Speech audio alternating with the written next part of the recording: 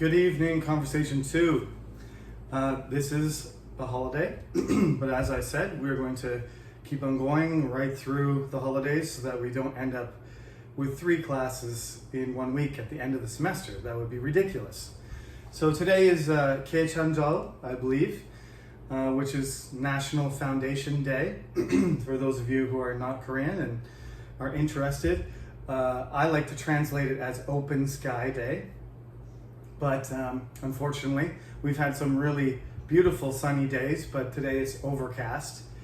But that's good because I often have trouble with too much sunlight coming through my window. So it's okay that it's not open sky today, even though that's its name. It's a great coincidence too, because today our topic is folk tales, which would be in our textbook, chapter 4, which is entitled Do You Know a Good Story? I've sort of narrowed it to folk tales simply because, if I had just asked you to tell a story from anywhere, fiction, your personal life, history, a biography, or, make up a story, I think the range is a little bit too hard for me to judge. Judge between you. Who deserves to get a good grade and who doesn't. So I've usually leave the topic pretty wide open, but in this case I'm specifically asking for folktales. But anyway, we'll get to the topic in a minute in chapter 4. First of all, as you know, I put the third and fourth topic together, week 3 and week 4, because of a little mix-up. But from now on, we're going to do this topic. Next week we're going to do another one, and then we'll do the final one. So there will be 5 homework assignments in total. Okay, so your last one will be the topic from chapter 6, which would be week 7, 2 weeks from now, and then that homework will be due week 8. So you have this week, week 5, week 6, week 7, and that'll be our 5 homework assignments. Now, so far, only one student has not handed them in. Everybody has handed them in. I'm starting to go through them. I'll be honest, I did take a vacation with my family. I went to Yasu, and so I was kind of, if you emailed me on the weekend, I'm getting back to you, I'm catching up. So, today is Monday, and I was really tired last night. Driving to Yasu is like 3.5 hours, and I have young children. It was a great trip, but it was tiring for Dad. So I'm not making excuses. I'm just saying I need to grade. I need to look at what you've done, and I need to respond to it, but I'm not ready. So the upcoming week 6, I will give you some feedback. I know some of you are like, am I doing okay? Or, you haven't heard from me about whether it's good or not. I've read some of them. There are great ones and there are mediocre ones and some that definitely need improvement. So I will basically take some samples. I won't use anybody's name, but I'll give you some samples of good answers and answers that have particular problems, common problems. And, I'll show you some that are not done well. They're incomplete. There are a few. Okay? But for the majority of you, like I said, so far, first 2 assignments, 39 out of 40, 39 out of 40. That's fantastic participation. I just want to give you some feedback on the quality because, you're going to have a midterm interview, you're going to have a midterm exam, and I want you to have a sense about, some weak points and strong points. Now, as I said, certain things, like presentation skill, in an interview situation, I can't tell your pronunciation or pauses or tone. So, I can only really give you an idea about your organization, your content, and your grammar. And in the midterm, we'll see how well you can actually perform what you're doing for homework. So that's just the way right now, that's the way it works. If we were in the classroom, definitely there would be more interaction. But for now, it's really difficult to manage, speaking time between us. So for this class, I apologize that's the way it is, but we'll do our best. We're going to have our Zoom meeting on week 7. We're going to make the midterm interview schedule, and during that Zoom meeting, that's one of the things you will have a chance to do. So take advantage of it. It's posted. There's a notice on the Cyber Campus. Next week is normal, week 6 recorded lecture. Week 7 is recorded lecture and the Zoom meeting. Okay, it's already set up. The password and the ID is already there. Everybody has to come. It's mandatory. Okay, participation is mandatory. The more you participate, the better for you, right? I'm going to take attendance, but what's more important is that you test yourself, right? You want to, I'll give you a chance to speak to me. I'll give you a chance to speak to your classmates. Maybe you can make some friends. That's what I'm hoping. So that's what we're going to do. That's what we're going to do in a couple weeks. But for now, let's get into folktales, okay? So, I think that's all the business. The attendance stuff and everything, that's in the background. Everything seems to be kind of in a sort of rhythm. Sometimes there's problems, delays, errors, but, that's gonna happen. It's not your fault if there's an error. So, like I said, let me know if there's a concern about something not working. Just, take a screenshot or let me know as soon as possible and I'll sort it out. But to be honest, I'm exhausted dealing with all the technical problems. We'll just do our best, and I'm definitely going to make sure you are treated fairly. So remember that, okay? Okay, so what is a folktale, first of all? Well, a folktale is basically, folk means people, and a tale is a story. So usually it's some kind of story. We don't really call it pop culture because it's traditional culture, but originally, folktales are like original pop culture, right? So 500 years ago, when people were just sharing ideas and stories, the popular stories got shared, like Robin Hood, for example, or Aesop's fables. Some of them got written down, but often they just passed from person to person, generation to generation. They were passed down through oral tradition. Some cultures didn't write, native cultures in North America. They have all kinds of interesting stories. Those were just, they changed slightly from person to person, and over time, the stories evolve. But this is the essence of a folktale, right? Some of them are more like almost like mythological, like origin tales. But you're allowed to do that too. I say folktale, but if you want to talk about Dangun, not to be confused with Dangun. When I first came here, I thought his name was Dangun. He's not a carrot. His name is Dangun, and that's an origin myth, right? There's lots of them. There's, Korea has tons of them. So it doesn't matter what country you're from, if you're from Vietnam or China or Canada or Uzbekistan or Korea. You can choose an interesting story, but there's a few key things you have to do when you're telling a folktale in an interview, because you can't tell the whole thing. Because basically, we're going to talk about, more exactly what the criteria are for the interview, but I'm expecting you to talk. There's only going to be 2 questions, right? So there's going to be 6 topics and 2 questions. So you basically just have to talk for two minutes, maybe 3 tops, but around 5 minutes for 2 questions is fine, okay? 1 minute is too short, 2 minutes is great, 3 minutes is getting a little bit long, but as long as you stop. The important thing about a story though is, like if you take 5 minutes to tell the story, I'm gonna have to cut you off. You know, at 3 minutes, I'm gonna say, okay, sorry, your time's up. And you won't be able to tell the ending.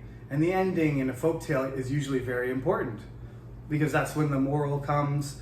That's when the significance of the tale is supposed to sink in, right? It's related to, you know, our people, or it's related to how, you know, dangerous tigers are. It always has something to do with safety, friendship, you know, encouraging good qualities, or you know, punishing bad behavior.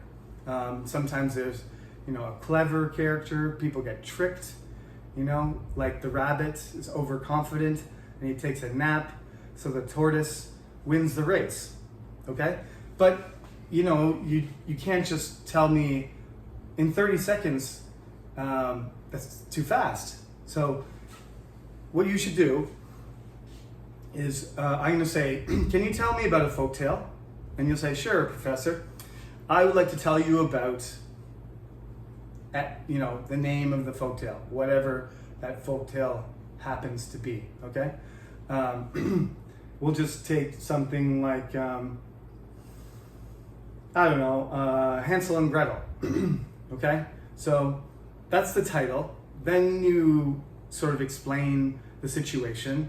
You know, there's two kids, and there's a father, and there's a stepmother, and they're living in a house. You know, set up the background. So you're gonna say, yeah, I'm ready. This is the title of the story. And you might say, oh, this is a German story, or, right, title. What culture is it from? Is it Chinese? Is it Greek? Is it German? Is it Korean?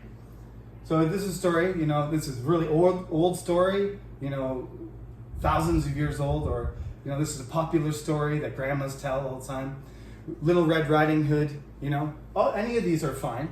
So you say, title, you know, you don't have to tell me it's a German story, but that's just a good detail. It's interesting to know. Most of these stories, if they're Western, I'll probably know.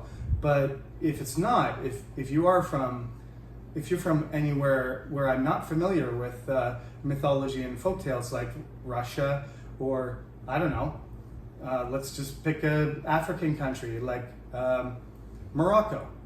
I don't know. You choose. It's a North American native tale. You choose.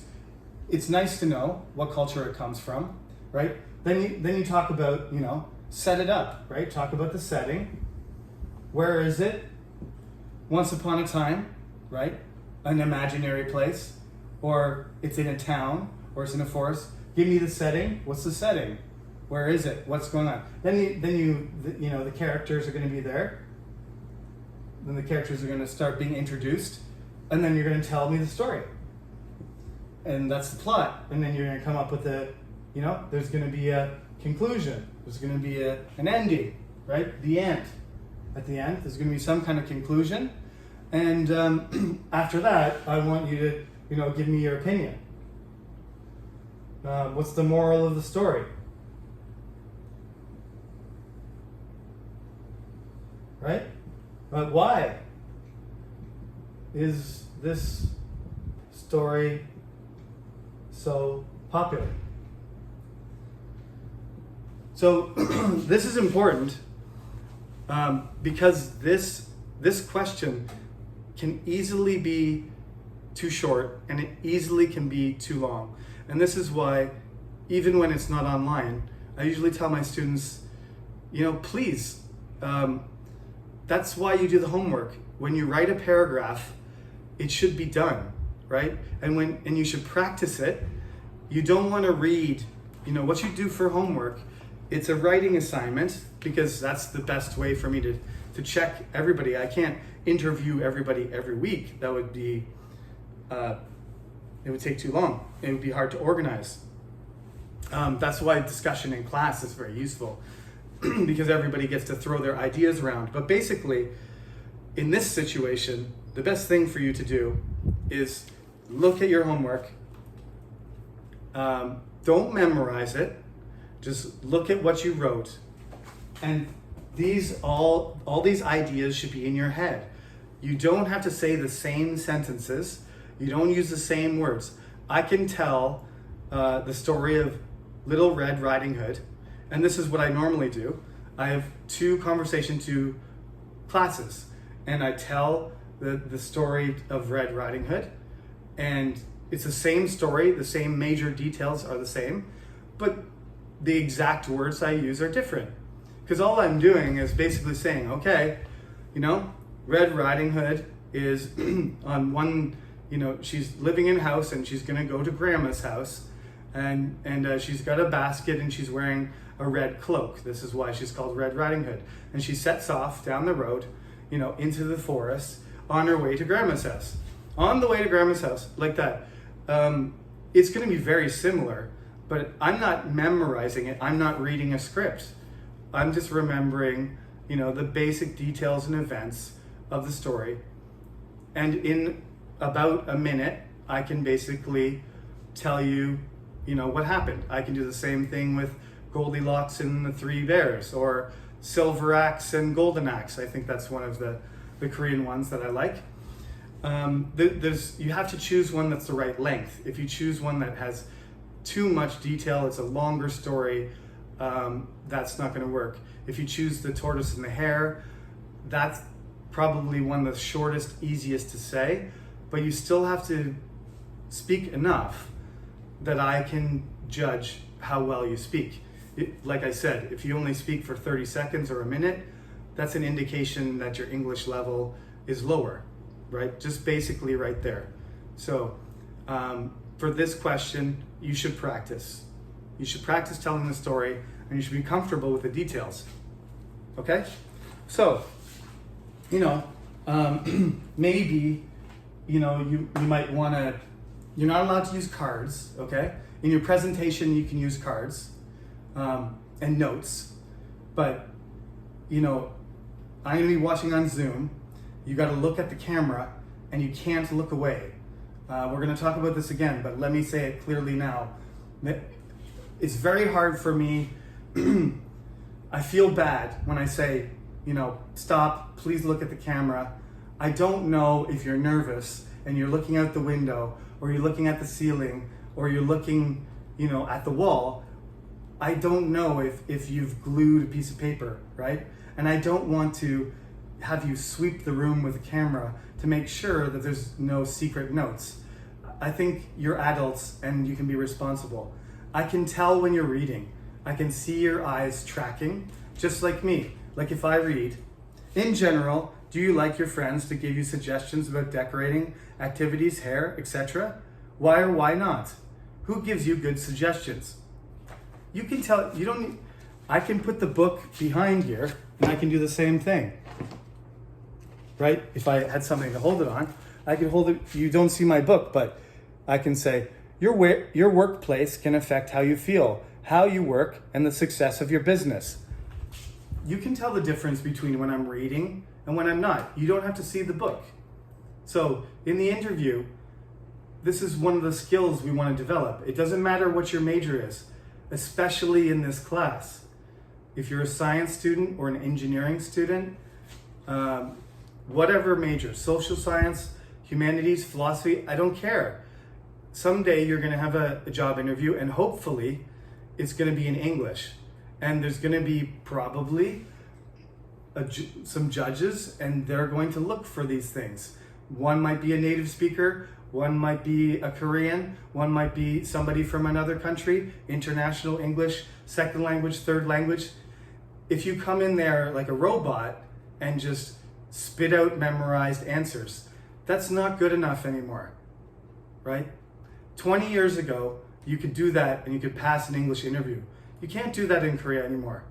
They're looking for real language skills, right? You need to act like a real person. So you should be able to adapt your answer a little bit. I'm not saying, you can memorize some vocabulary and you can remember important points, but it's not a script. You're not supposed to be reading this, from top to bottom. You're supposed to be natural. That's going to be, your fluency score is going to depend on how natural and comfortable you are at delivering sentences in English. Okay, so let's get back to what's in the textbook.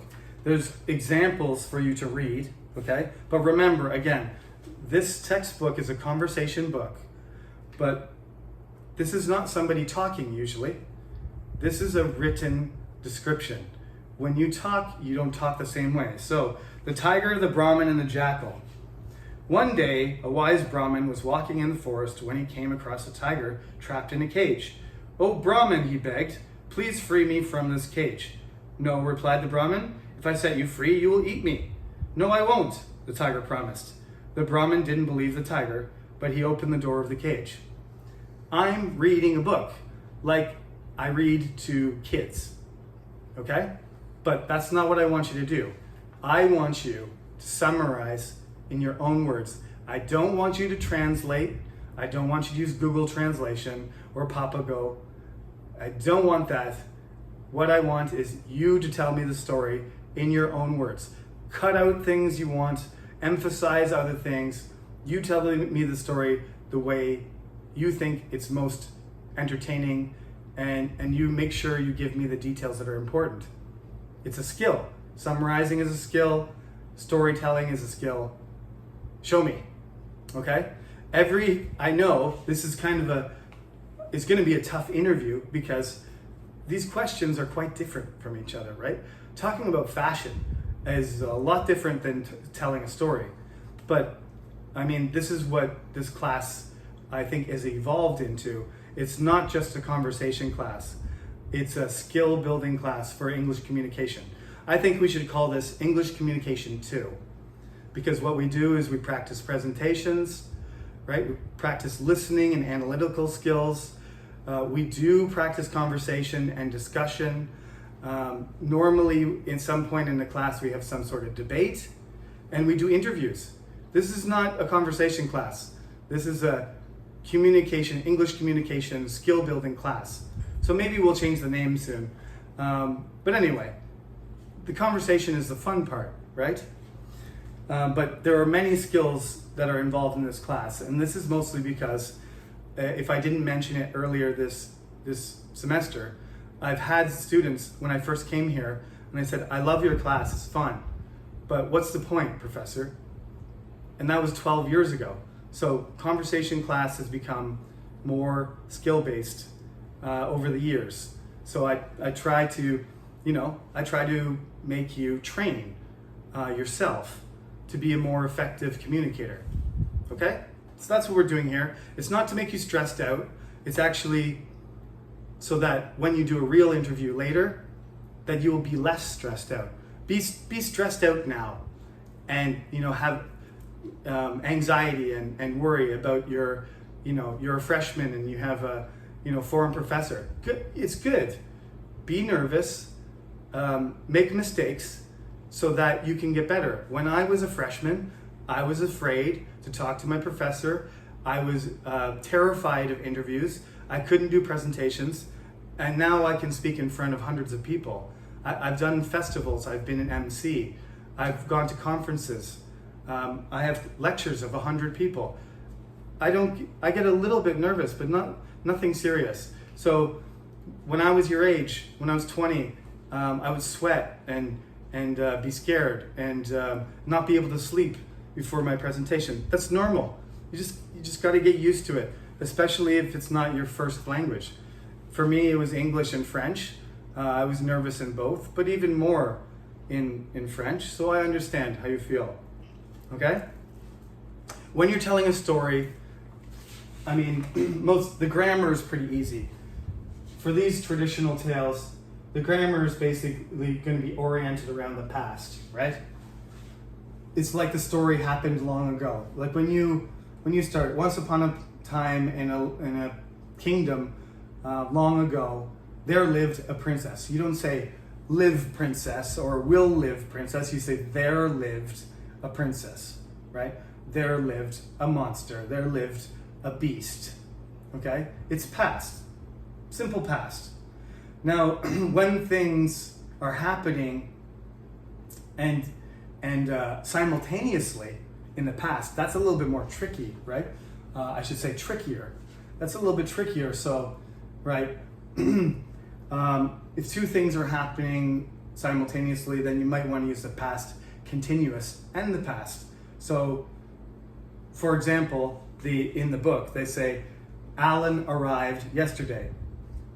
When Alan arrived, his girlfriend was watching a movie.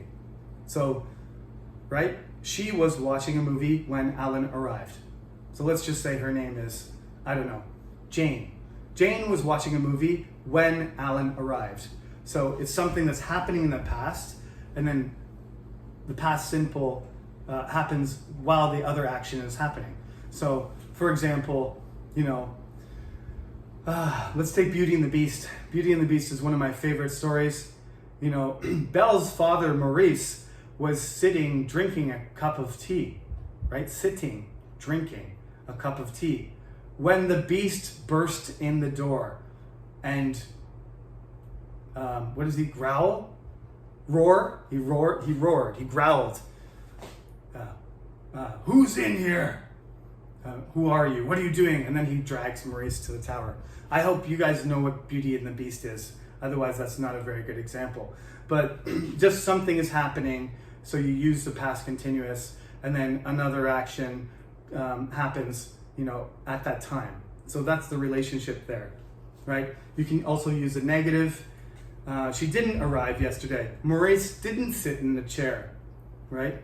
The Beast didn't come in the door, okay? And then there's a simple past question. Did they arrive yesterday? Simple question. Did the Beast come in the door? That's a simple question. Was she watching a movie? Was the Beast eating? Was Maurice drinking, out of the Beast's teacup? Okay? So, just stick to simple past. And when there's some action happening and another action kind of happens at the same time or joins that situation, then you can throw in your past continuous, right? So that the simple past action comes into it. For example, she was watching a movie when Alan arrived. She was watching a movie, past continuous, happening now, and then Alan arrived in the middle of her action. Yeah, so there's just an example of a folktale from India. Like I said, this version is a written story. So if you read this version, if you read any version of a folktale, you got to cut out the dialogue. I don't need to hear the dialogue. Like he said, "No, I won't," the tiger promised, right? "It is fair. I'm a tiger and tigers eat people." You don't need to tell me the dialogue unless there's something really important. Like the rabbit says, "Turtle, I'm so fast, you'll never beat me," right? If there's a really essential statement or question or dialogue between the characters. Otherwise, like back and forth dialogue takes too long. So just summarize the action, maybe a few key phrases. Like if I was talking about Goldilocks and I would say, Goldilocks walked in the door and she was hungry. So she went up to the first bowl of porridge and she tasted it and she said, "This porridge is too hot." So she went to the next one, was a little bit smaller, and she tried it and she said, "This porridge is too cold." And then she went to the third smaller chair and a smaller bowl at the table and she tried that. She said, "This porridge is just right." Those kind of things you can probably get away with because those are essential details, and that's something that Goldilocks said. So, organize the information. Plot is the most important thing, in addition to, what's your opinion? Why is this story so famous? Goldilocks is so famous because some people like the happy medium, right? In between, not too hot, not too cold, not too hard, it's about moderation. It's about, but it's also about a stupid girl who goes into a bear's house, and in the real story, the bears eat her. So first of all, it's like, don't go into a stranger's house and use their stuff, or you might get hurt. But also, it's about that, the perfect, moderate happy medium between extremes, right? So, for example, the Earth, just to give you an example of why everybody knows Goldilocks, the Earth, right? The Earth, it goes around the sun. We got the sun, right? This is not going to be a great drawing, but this is the Earth. This is Mars. This is the Earth. This is Venus. This is Mercury, right? And everybody goes around the sun. The sun is in the middle. We've found that right here, pretty much this zone where Earth is comfortably in the middle and Venus is too close and Mars is just on the edge. This is the Goldilocks zone. So if the Earth wasn't in this area, this distance, if it was closer or farther, we wouldn't be alive. That's a theory. That's a theory, by the way. So this is the Goldilocks area, the perfect medium between too close to the sun, too far from the sun. So therefore, the Earth has life and humans exist. So that's a good example of, how folk tales are still relevant and how even in science we use folk tales sometimes. Okay, so yeah, I'm sorry if I rambled a little bit. I am really tired and it is Monday evening, but I think this topic is a fun one if you get into it. I think it's more entertaining than some other ones, but it is kind of challenging, to put it all together and, make it, 2 or 3 minute solid answer. So please make an effort on your homework as usual and try and imagine when you're writing that this is what you're going to say to me. As I said, look at your homework and then maybe record yourself or talk to a mirror or just put the paper down and then try and give a good answer without looking at the paper. That's the best preparation you can do for a midterm exam. That's an oral interview. Okay, I think that's probably enough for now. So that's it this week. Please hand in your homework and we're just going to keep going like that for a few more weeks. And then I will see you on Zoom. This is week 5, yeah, so I'll see you in a couple weeks. Got one more holiday, one more long weekend next Monday, and then I'll see you on Zoom week 7. And then again, we'll have Zoom interviews one by one for the midterm exam, and that's how we'll do it for the next month. Okay, thank you for listening, everyone. Have a great day, stay in touch, and take care.